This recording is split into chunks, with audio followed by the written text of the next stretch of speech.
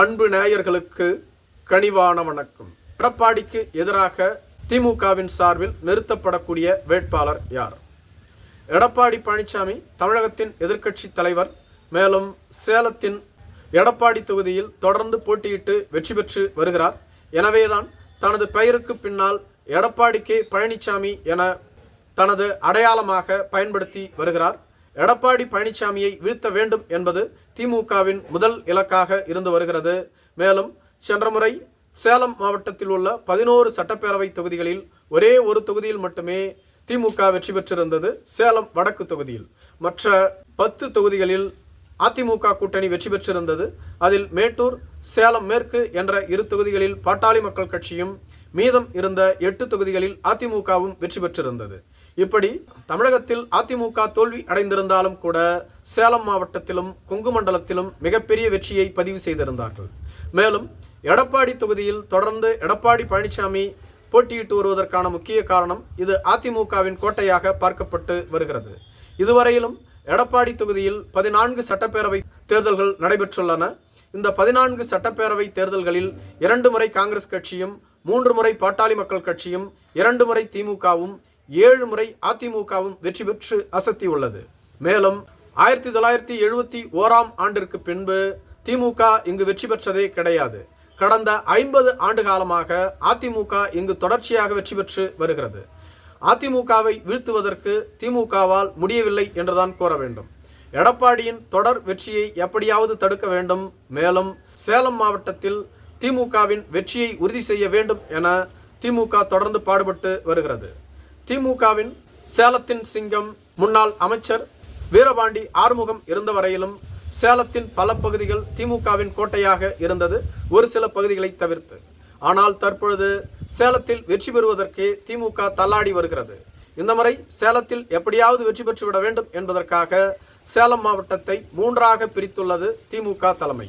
சேலத்தின் மிக முக்கிய தலைவர்களாக அமைச்சர் பனமரத்துப்பட்டி ராஜேந்திரன், அதிமுகவிலிருந்து திமுகவில் இணைந்த செல்வகணபதி, சமீபத்தில் மாநிலங்களவை எம்பியான சிவலிங்கம் மற்றும் SR பார்த்திபன் போன்றவர்கள் மிகப்பெரிய ஆளுமையாக சேலத்தில் இருந்தாலும் கூட இவர்களால் வெற்றி பெற முடியவில்லை.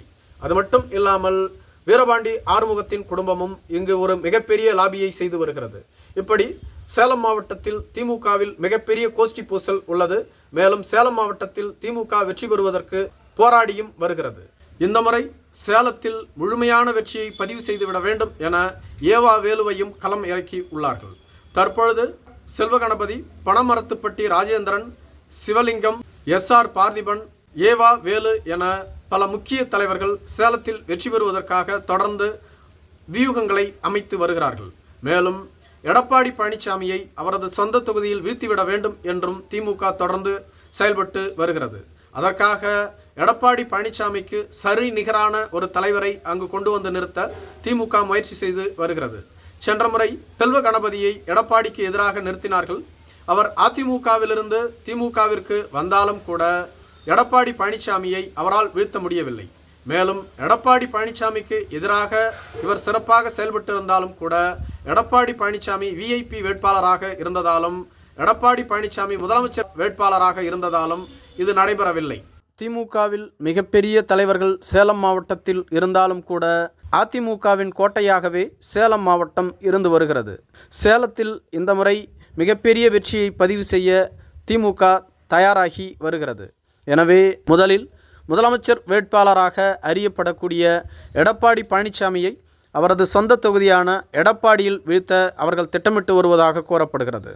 அதற்காக எடப்பாடி பழனிசாமியை வீழ்த்தக்கூடிய ஃபேஸ் வேல்யூ உள்ள ஒரு வேட்பாளர் யார் என ஆராய்ந்ததில் முதலில் செல்வகணபதி இருந்தாலும் கூட அவர் தற்பொழுது எம்பியாக இருந்து வருவதால் அவரை மீண்டும் இங்கு போட்டியிட வைக்க முடியாது.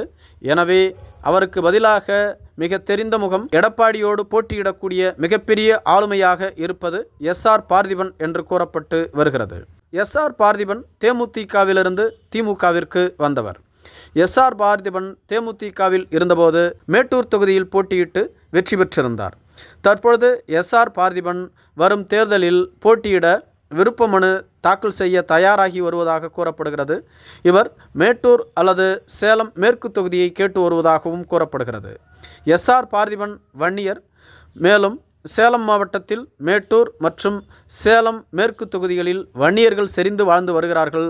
எனவே இங்கு நாம் போட்டியிட்டால் எளிதில் வெற்றி பெற்று விடலாம் என அவர் கருதுவதாக கூறப்படுகிறது. ஆனால் எஸ்ஆர் பார்த்திபனுக்கும் மாவட்ட செயலாளர் அமைச்சர் பனமரத்துப்பட்டி ராஜேந்திரனுக்கும் இடையே மிகப்பெரிய மோதல் நீடித்து வருகிறது. ஒரு காலத்தில் ராஜேந்திரனால் வளர்த்தெடுக்கப்பட்டவர்தான் இந்த எஸ்ஆர் பார்த்திபன். இருவரும் நெருக்கமாக இருந்தார்கள். தற்பொழுது இருவருக்குள்ளும் மிகப்பெரிய மோதல் நீடித்து வருகிறது.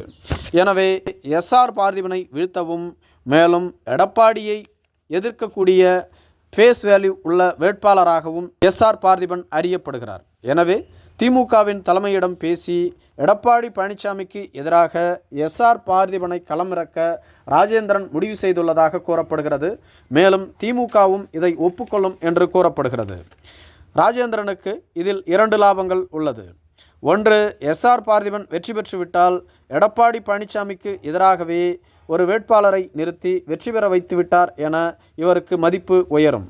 ஒருவேளை எஸ்ஆர் பார்த்திபன் தோல்வி அடைந்துவிட்டால் எஸ்ஆர் பார்த்திபனுக்கும் ராஜேந்திரனுக்கும் இடையே ஏற்கனவே மிகப்பெரிய மோதல் நீடித்து வருகிறது. எனவே அந்த மோதலின் பயனாக இவரை வீழ்த்த இது கை கொடுக்கும். 2 விதத்திலும் ராஜேந்திரனுக்கு அனுகூலம்தான். ஆனால் எஸ்ஆர் பார்த்திபன் வெற்றி பெற்றால் மட்டுமே அவருக்கு செல்வாக்கு இருக்கும். எடப்பாடி பழனிசாமியை அவரது தொகுதியில் வீழ்த்துவது என்பது இயலாத காரியம்தான். ஆனால் திமுக முயற்சி செய்து வருகிறது. பர்கூர் தொகுதியில் ஜெயலலிதாவையே வீழ்த்தியவர்கள் திமுகவினர். எது வேண்டுமென்றாலும் நிகழலாம் என திமுக கருதுகிறது. நன்றி.